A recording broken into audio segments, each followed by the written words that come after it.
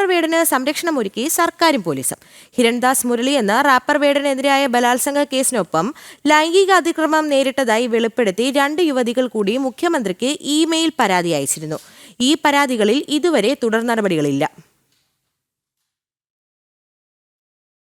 മുഖ്യമന്ത്രിക്ക് നേരിട്ട് പരാതി ലഭിച്ചിട്ട് 3 ആഴ്ച പിന്നിടുമ്പോഴും റാപ്പർ വേടൻ എന്ന ഹിരൺദാസ് മുരളിക്കെതിരെ ഒരു അന്വേഷണത്തിനും പോലീസ് തയ്യാറായിട്ടില്ല.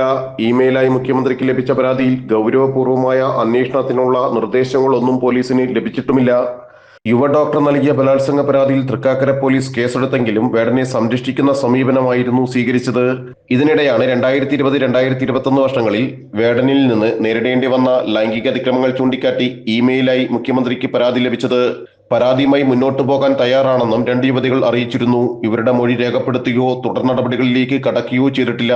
ബലാത്സംഗ കേസിൽ ഹൈക്കോടതി വേടന് മുൻകൂർ ജാമ്യം അനുവദിച്ചിരുന്നു. മുൻകൂർ ജാമ്യ ഹർജി പരിഗണിക്കുന്ന കാലയളവിൽ അറസ്റ്റ് കോടതി തടഞ്ഞിരുന്നില്ലെങ്കിലും പോലീസ് വേടനെ അറസ്റ്റ് ചെയ്യാതെ ജാമ്യ ഹർജി പരിഗണിക്കുന്നതുവരെ കാത്തിരുന്നിരുന്നു.